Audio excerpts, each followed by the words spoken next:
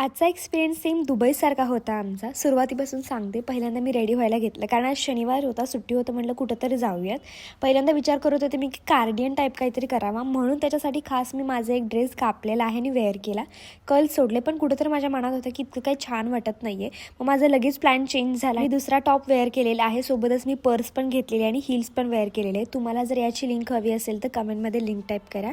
इथं मी all over माझा look complete केलेला आहे. तिथून पुढे आम्ही निघालो. आज ऋषीचं गॅदरिंग पण होतं, मग तिथं गौरी होती, गौरीला पण घेऊन जायचं होतं. तिला तिथे आम्ही पिक केलं आणि तिथून पुढे निघालो. डेस्टिनेशनला जातानाच इतकं सुंदर डेकोरेशन केलं होतं ना, एकदम दुबईसारखे वाईब्स येत होत्या. डेकोरेशन, लाइटिंग्स वगैरे सेम दुबईला असतं. माझा दुपारपर्यंत वेगळाच प्लॅन होता की आपण दुसरीकडे कुठेतरी जाऊया, पण मला याची रील दिसली तसं मी म्हटलं की जाऊन बघूयात, कारण हे 28 तारखेपर्यंतच होतं. आपल्या कोल्हापूरमध्ये DY पाटील मॉल आहे ना, त्याच्या जवळच आहे हे सयाजी हॉटेलच्या तिथं वगैरे. स्टॉल्समध्ये आपल्याला पेंटिंग्स वगैरे, खायचं, गेम्स वगैरे अशा भरपूर साऱ्या गोष्टी आहेत. आणि मेन म्हणजे त्यांनी क्रिसमस ट्री पण खूप छान सजवली होती.